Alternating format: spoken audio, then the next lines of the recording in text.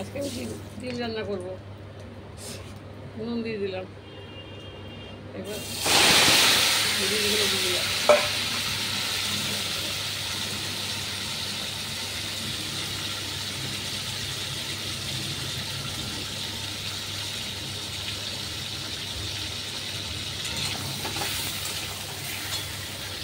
ডিমের হলুদ, এই দেখুন ডিম আলু ভাজা হয়ে গেছে।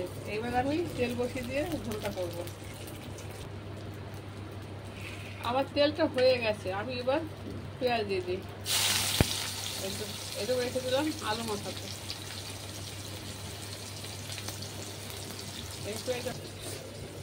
রসুন, কাঁচা লঙ্কা থেতো, আদা থেতো।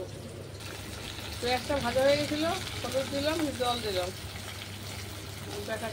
একটু হালকা লঙ্কা দিলাম। এটা হলুদ ঝোল করবো ডিমের।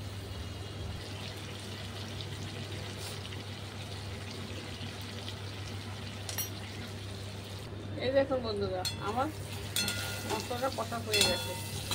পাখা চালায় রান্না করি তো, ওই জন্য দেরি হয়ে গেছে।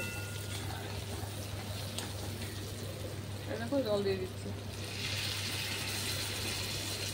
কাতলা যেরকম পাতলা ঝোল হয়, আজকে ডিমেরও সেরকম পাতলা ঝোলই করবো।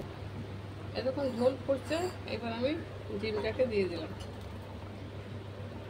ডিমটা লাল হয়ে গেল কেন? নুন আর হলুদ তেলে দিয়ে দিয়েছিলাম, মাখাইনি, এই জন্য এখন লাল লাল হয়ে গেছে। এই দেখুন আমার ডিমের পাতলা ঝোল হয়ে গেছে, এবার নামিয়ে দেবো। দেখুন লোকে বলে কাতলা মাছের পাতলা ঝোল, এটা ডিমেরও পাতলা ঝোল করে দিচ্ছে। দেখুন দেখতে কত ফাইন হয়েছে না, বলুন, খুব সুন্দর দেখতে হয়েছে।